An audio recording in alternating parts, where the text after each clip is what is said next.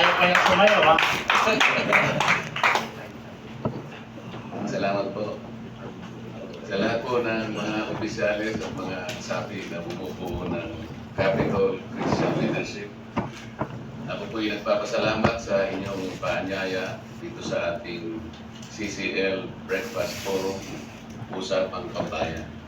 Ito po talaga yung gusto kong pinupuntahan sapagkat sa marami pong mga lugar na aking napuntahan, hindi po nilang kabisado yung maraming usapin na dapat sana'y iyon ang pinagtutuunan ng ating pamahalaan, lalo na po sa panahon ito. Hindi rin po nila alam kung ano yung gawain ng isang senador. Kaya kung minsan po nagkakaroon po ng agam-agam at kung sino-sino na lang po ang kanyang napipili. Masakit man na isipin, ngunit meron po kasing mga tungkulin, lalong-lalo na tungkulin pambayan, na sagrado po yun. Hindi po pwedeng i-substitute. Halimbawa po, kung ikaw ay mawalang-galang na po sa mga artista na lumalaban po bilang sila. Nasabi ko na po ito minsan sa maraming lugar. Yun pong artista, wala tayong problema dyan. Yung kanilang mga profesyon na kanilang kinatilangan ay ginagalang sapagkat sila po ay merong training ka, magagaling talaga yan. Kahit anong papel, ang pagawa mo yan, sapagkat ito po yung pinag-aralan nila sa mga araw. Nag-training po sila dyan. Meron pong mga taong tumutulong sa kanila. May mga director na. Kaya po, kahit anong papel yung pagawa mo sa kanila, talagang magagampanan nila ng bubusan. At matutuwa naman tayo talaga. Pinanonood natin sila. Pinapalakpakan natin sila. Sapagkat nakakahitsap din talaga. Yun po'y walang debate. Ngunit kapag ka pinapusapan po ay yung gawain ng isang senador, kahit na po siguro 100 direktor ang ibigay mo sa kanila, mahirapan po sila. Sapat ang pinapusapan po, wala ng take, wala ng take 3, wala ng take. Kahit ano po, hindi nila magagawa yun. Hindi natin masasubstitute yung pangangailangan po ng mamamayan. Kaya niya binigay ang pagtitiwala, yung kanyang sagradong boto, sapagkat gusto niyang siya ay bumalik sa kanya para paglingkuran siya. Katulad po ng nangyari sa ating bansa ngayon. Napakarami pong mga batas ang nagawa natin. Ako po bilang isa ay saksi sa maraming batas na nagawa ng House of Representatives. Senado ganun din. Yun po yung trabaho ng Kongreso, gumawa ng batas. Ang problema, nakalimutan po sa mahabang panahon kung paano ipatutupad yung mga batas na ginawa. Napakarami po. Halimbawa po yung EPIRA. Kailan po nagawa yung EPIRA? 2001. 23 years ago. What is the declared policy of the law? To ensure the delivery of secure, reliable, and affordable rates of electricity. Secure and reliable meaning to say not brownouts, not blackouts. Affordable, abot kaya. Kailan po nangyari na hindi tayo nag-brownout? Kailan po nangyari na natupad yung hangarin ng batas na kailangan abot kaya ang rates ng elektrisidad? Tayo pinakamahal. Ang bansa po natin ang pinakamataas ng elektrisidad sa buong Asia. Amen. So kung halimbawa the declared policy of the law after 20 years ay hindi natupad, so there is a continuing violation of this law. Bakit hindi po natutupad? Hindi po pinatutupad ng maayos. Ang dami nating Department of Energy, merong regulator, yung ERC. Bakit po pati nakaw ng kuryente tayo nagbabayad? Ito lamang ang ating bansa na binubuwisan ang kuryente at saka yung gasolina. Palagay nyo tama yan, hindi po tama. Kumanap sila ng ibang pagbubuwisan. Siguro ang buwisan natin yung mga matataas na uri ng gamit. Yung mga kotseng mamahalin. Yung mga damit, yung mga bag, yung mga relo na mamahalin. Kaya naman magbuwis ng mga tao. Eh bakit po binubuwisan ng kuryente at saka yung gasolina. Pagkatapos yung buwis na pinanggagalingan niya, ipamimigay sa pamamagitan ng AKAP, ng AX, ng TUPAD. Hindi po ganun. Subsidy po yun eh. Dole out na binibigay sa mamamayan. Kaya ang nangyari po, tumaas ng tumaas ang inflation sa ating bansa. Pag binigay mo as a subsidy, walang equivalent production na katapat. Amen. Ano ba? Ang kailangan ng bansa natin ay mga paggawa, mga negosyo para makapag-generate tayo ng trabaho. Para mas marami ang makinapa. Hindi yung dole out. Hindi po kailangan ng tawang dole out. Hindi po tungkulin ng mga kongresista. Kaya po hindi ako sumasama doon sa mga ginagawa ngayon ng mga kasama ko. Pupunta sa ibang lugar. Dala-dala yung AKAP. Para bang sa amin galing ang pera. Pera din po ninyo itong binibigay nila. Pupunta sa Mindanao, pupunta sa Visayas, sa lahat ng mga lugar ng ating bansa, pinamumudmud ang pera na akala ng mga tao ay talagang matulungin ang mga kasama ko sa House of Representatives. Alam po nyo, hindi ako sumasama. Hindi po yun ang gawain. Pilipino bobotante. Ang gawain namin, tutukan yung mga batas na ginawa namin para makinabang. Para makinabang. Ang taong bayan. Local Government Code, kailan po nagawa? 1991, 33 years ago. What is the declared objective of the law? Para maging self-reliant ang LGUs. Self-reliant, makatatayo sa sariling pa. Out of 42,000 barangays today, for example, how many percent can stand on their feet? You don't have an idea. More than 42,000 barangays in this country, only 2% can stand on their feet. Barangay Forbes Park, Barangay Magallanes, Barangay Dasmariñas, Barangay White Plains, Barangay Bayo Capitol, Barangay Holy Spirit, Barangay Capitol, Barangay Katiklan. Kung hindi ka ganun. Magkano ang tanod? Average across the Philippines, 800 pesos. Tanod. Gaano kalayo yung agwat na tinatanggap ng mga kapitan? The lowest end, 5,000 pesos. The higher end is 35,000 pesos. You know the disparity. Paano mabubuhay ang barangay, 4th class and 5th class municipalities, depending only on a handful of tira? Hindi po natutupad lahat. Sa agriculture, gaano po yung mga batas na magagaling na hindi po pinatutupad? Merong batas na kailangan po, merong guaranteed price of palay. Natupad? Hindi po. Merong batas na kailangan yung mga makinarya dito na nagagawa, pangsakahan, mga equipment. Hindi rin nagagawa. Merong batas na kailangan dedicated at pinagtatamnan natin ang pagkain, ang mais, ang palay, high value crops. O bakit po nagkaroon ng maraming conversion and land reclassification? Puro na lang kung ano-anong pinagagawa sa ating tanim. Walang nagbabantay sa pagpamatupad ng magagandang batas. Tingnan nyo nangyari sa sakahan natin.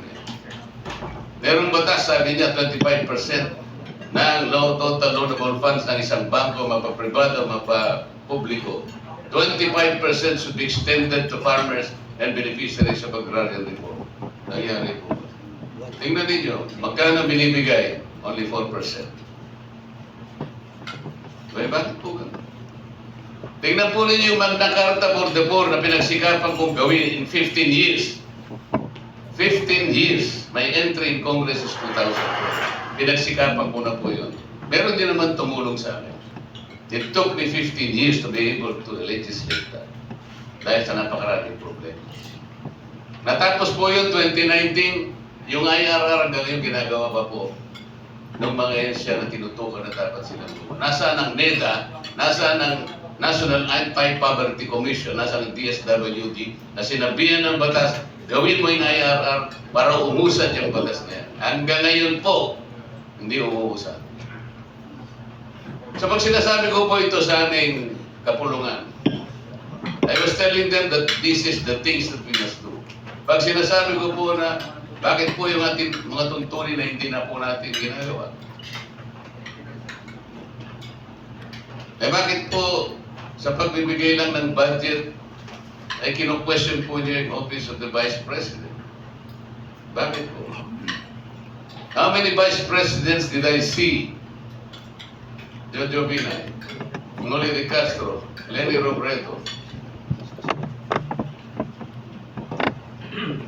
Formality lang po pagka nag-present ng budget ng mga opisina ito.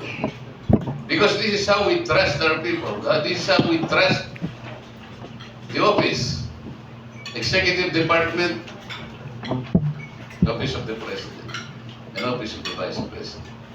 Legislature, ito pong House of Representatives and the Senate. Sino po yung nagdepensa ng aming budget in Congress? No one. Sino nakita nyo na nagtanong sa budget ng Congress? No one. The budget of the Supreme Court and the other courts under it. Sino nagtanong? Sino nag-usisa? Wala po. Why were we concentrating all the questions of the office of the Vice President? Why? The tradition, wala na po. When I started reminding them that this is not what we are supposed to do, nakita po yung ginawa nila sa akin. Inaway nila ako lahat. Amen. Inaway nila ako lahat. Where is now, asa na po yung quality of debates? Wala na po. They cannot even present superior arguments. When I was telling them about our rules, wala naman silang may katwiran. Ang tanging ginagawa nila, guluhin lang. I told them that it was not right for one of us to rise and avail of the privilege hour because at that time, the budget bill was already on the floor. Sa tuntunin po namin, no one is allowed to speak on the privilege hour. Hindi ka pwedeng mag-deliver ng privilege speech if the pending bill is already on the floor. And the subject matter of your privilege speech is related to that. Pero wala na po eh. That the privilege speech is illegal, the referral was illegal, and the calling of the Vice President to appear in that committee was illegal. Amen. But nobody is questioning. I was the one questioning. So ang ginawa ko nila, pinagtulong-tulungan nila ako, inalisan lahat ako ng committee. I spoke about, this is not right, they said. This bill will make the prices of electricity higher. Kasi po yung isang prangkisa sa Mindanao ibibigay sa isang supplier ng electricity. I said if you do this, competition will be stifled. Lalong tataas ang kuryente. Sinabi ko doon sa San Celco, this is Zamboanga City. Bakit niyo alisin yung management contract to kill the electric cooperative and avoid this power will come in. And then competition will die. Ang ginawa nila, inalis nila ako sa Committee on Energy. Lahat po ng gagawin ko for the people, ayaw nila. Ito yung nangyayari po sa amin. Tinanggalan ako ng committees, tinanggal pa nila ako doon sa Commission on Appointments. Okay lang sa akin ito. If this is the price to pay for standing, what I believe is right. Sa kanila kasi, basta popular, okay lang kahit mali. Ako, I will do it not because it is popular, because it is right. Amen.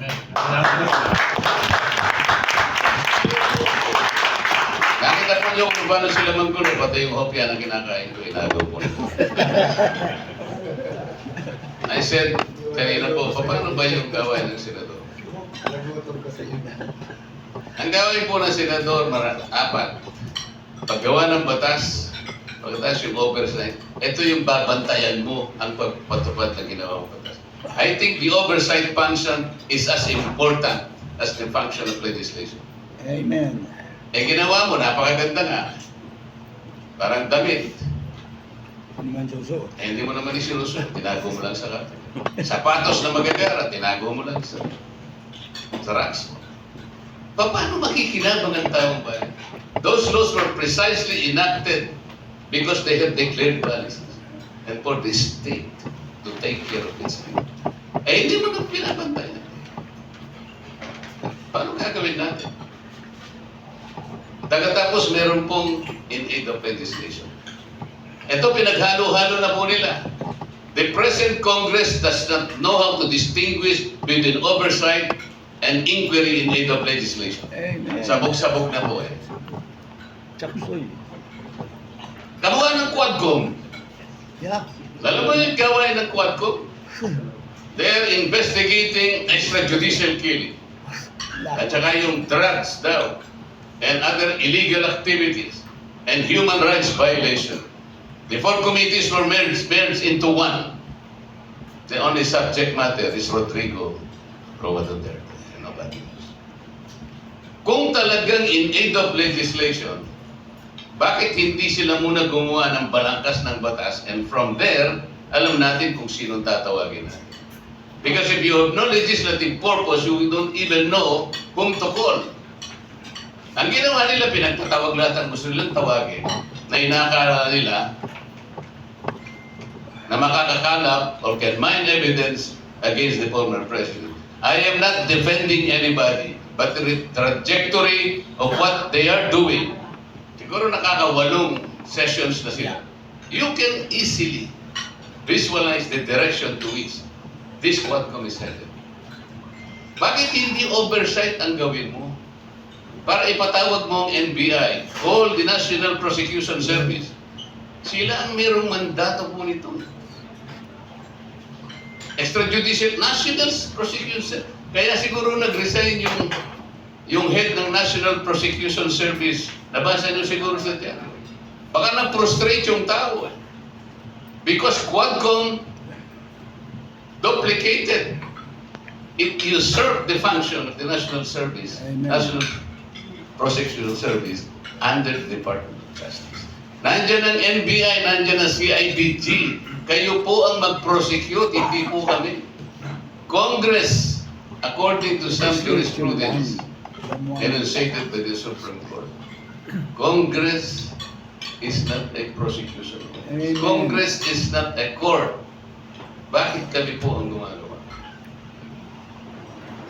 Ito yung nangyayari po. So, paano ang gagawin natin? Eh, sabi nga po nung nagsimula kanina, dapat po alam niya yung tungkulin, bakit siya nagpapabukto sa tao. Nag-file ka ng COC, that is already part of the written contract with the people. The end of it, yung tao, baboto siya sa'yo, and then the contract will be completed. Sagrado po yung kontrata. Sagrado po yung kasundo. Nag-file ka ng COC, matibay ang paniniwala mo na competent ka, na magagampanan mo, babalik ka sa tao, yung serbisyo minahangad nila ay magagampanan mo para sa tunay na paglilingkod. Yung tao dapat titingnan niya, itong tao bang lalapit sa akin muli, magagampanan niya itong tungkulin. Hinahabol niya para maglingkod sa akin. Problema po kasi, sa maraming pagkakataon, balik-balik na itong tao ito pumupunta sa kanya, pinapakita yung kontrata. Maglilingkod po uli ako sa inyo. Ilang beses na bang lumapit ang taong ito sa kanila?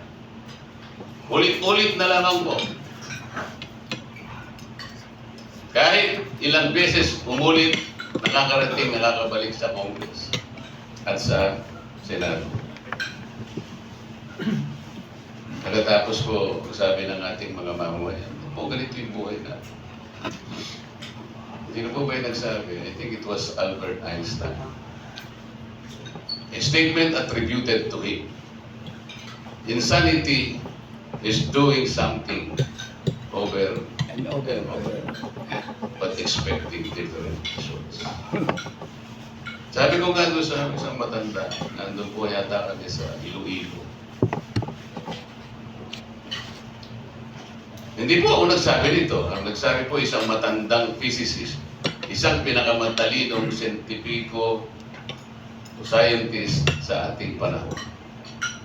Kabaliwan, sabi niya, ay paggawa ng isang bagay na paulit-ulit. At umaasa siya na magkaroon ang ibang resulta. Eh, paulit-ulit nung binoboto yung tao ito. Tapos mahanap ka na magbabago ang buhay. Siguro sabi lamang ni Albert Einstein, sa simpleng pananalita, gusto mong magkaroon ng pagbabago sa sarili mo, bumoto ka ng bago. Yun po yung lesson.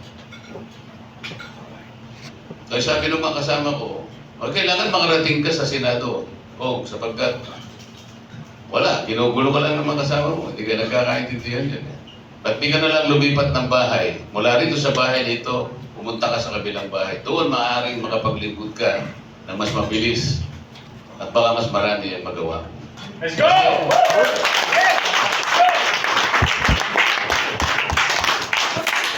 Tingnan po ninyo nga yung kalidad ng Senado ngayon. Quality of the Senate. Maybe you can do something to improve a little bit the quality of the Philippine Senate. Robin Hood Padilla. Pinagalimbawa po sa isang luto eh. Sabi nila, di namin alam kung ano yung Senado ngayon, kung ito'y kare-kare, kung ito'y paksiw, sinigang, adobo, sarsyado, minuto, bla bla bla. Sapagkat, chapsuy na po. Anong luto po ba ito? O di binalikan ko sila. O ganun pala, nagsususpensya kayo na hindi nyo na alam ang luto ngayon. Bakit isasama mo pa ako dyan? Ganito po kasi ang aming layunin. Ikaw ang nakabetsin. Kapag ka ikaw ay aming nilagay dyan, ikaw ay magsisilbing magic sarap.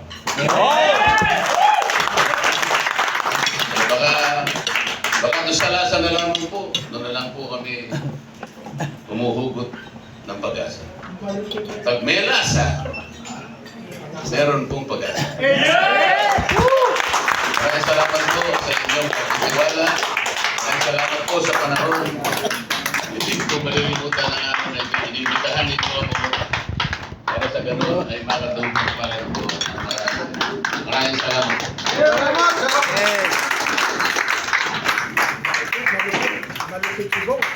Si Kongko ay aalis na maaga. So, we come to the question and answer portion.